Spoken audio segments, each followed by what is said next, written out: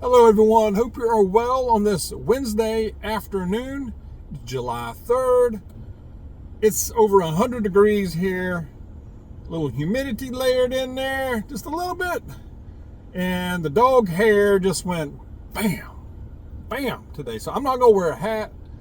What you see is what you get here, all right? I know, it probably looks a little wild and crazy, but it's been a wild day out here, all right? Go over several things here, y'all. We need to be extra alert, especially between now through this weekend, okay? I'll tell you why. Also, some prep items that we need to take a look at that is often overlooked, and not many people talk about it, not enough. I'm going to mention that here in a moment. It was brought up by a subscriber. It was brought up by somebody on the channel. I'll mention that here in a moment. Also, I have a very good passage that I'm going to share with you here as well. But first, real quick, I was just looking at some current events a while ago and saw where Joe said, I won't go. I'm not going. I'm in the race to the end and we're going to win. All right, Buster. What you got? He said, no one is pushing me out. I'm in it to win it. All right. You go. Now, his handlers are blaming. Now, first, as far as his poor performance in the debate, first they said he had a cold. And now, the new one now is he was suffering from jet lag. So the combination of the cold that he had and the jet lag is explaining his poor performance. Now, if you believe that, if you really believe that, I can't help you. There's nothing Dawg can say, or anybody can say probably, I don't guess, to help you on this, okay? I mean, the audacity of them thinking that we're that stupid. And there are people out there that are, I guess. You can say anything and they're still going to vote for him. I'll never understand it. I'll never understand it. Anyway, it looks like, at least for now, Joe not going anywhere. He's going to stick in there. We'll see what happens.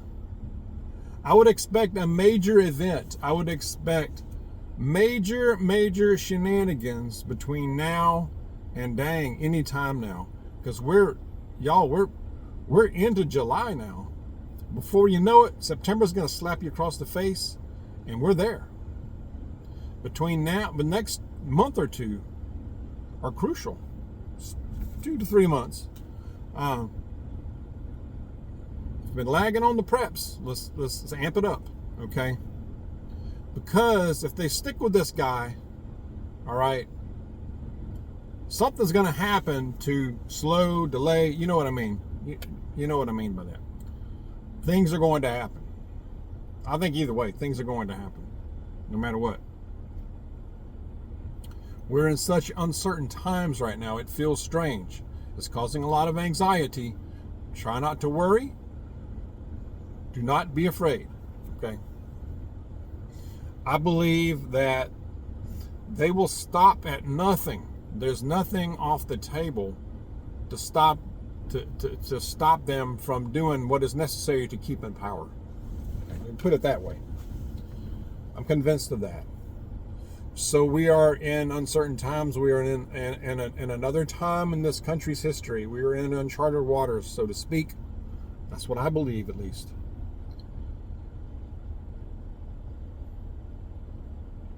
And we're in a situation that no matter the outcome, we could see major unrest, to put it mildly. So we need to keep up on our basic preps, if nothing else.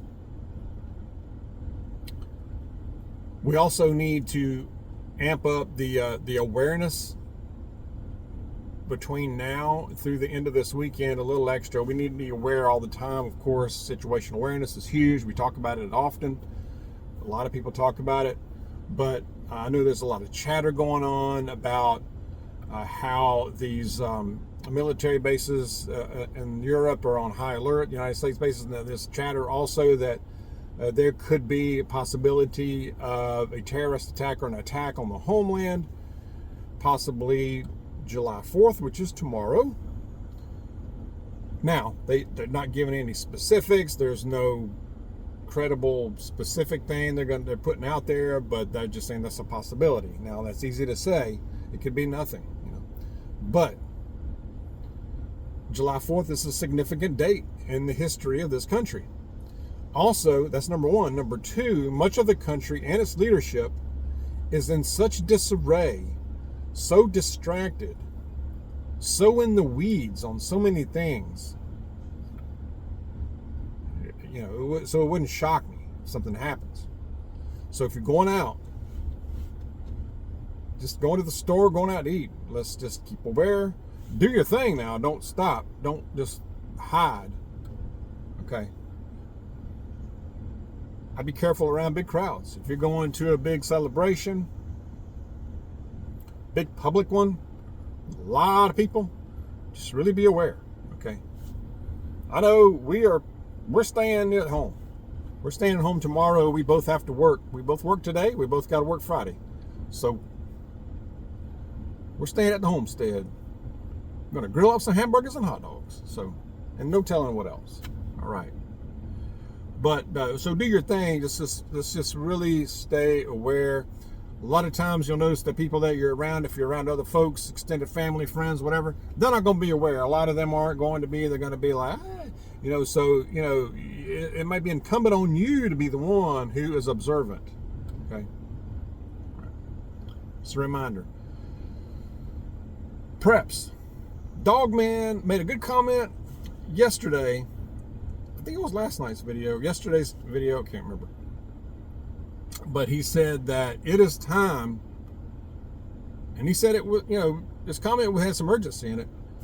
So I took notice, caught my attention. He said, it is time to buy footwear. And for multiple reasons, but he's talking about your shoes, your walking shoes, your work boots, socks, underwear. It's a great point. I work with the homeless.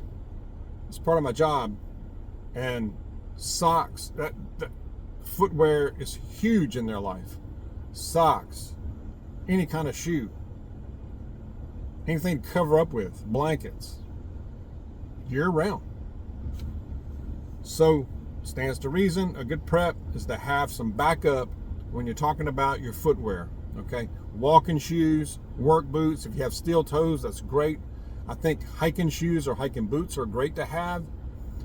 Even if they're the kind that just come up on the ankle a little bit, give that extra support. We have some at home. Ms. Dawg and I have at least one pair each. Good hiking boots.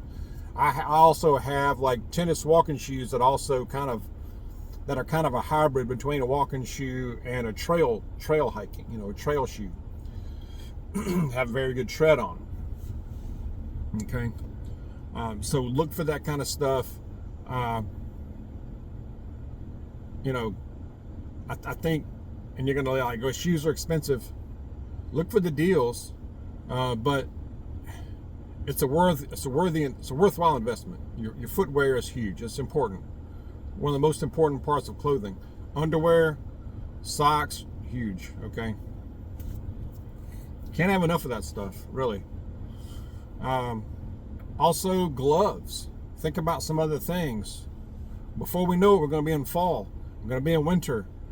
And this is one of the most uncertain times, especially heading into a fall and winter, that I can remember in quite a while. So your gloves, hat. Do you have a sleeping bag that's good for cold weather? Things like that. So think about that. Clothing, toiletries, stock up extra. Ms. Dawg is good about this. Just things like dental floss, toothpaste, wipes, hand wipes, just things like this kind of thing. These are awesome. Hand wipes, gel, hand gel, whatever. Hygiene products, okay? Stock up a little extra on it. All right? Can't have enough, really. Gonna use them. Toilet paper, of course, we know. I'm gonna go to a passage. Ooh, this is a good one, y'all. This is a good one.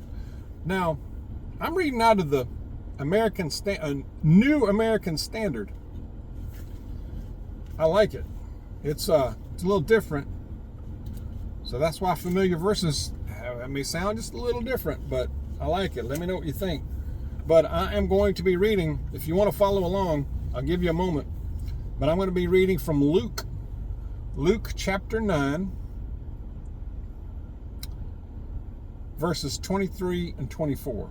Again, that's Luke chapter 9, verse 23 and 24. Somebody in the comments, they suggested, I can't remember who it was now, but anyway, they suggested when I read a passage to give you a few moments to open up a Bible or your app so you can read along. I think that's a great idea. I ain't thought about that.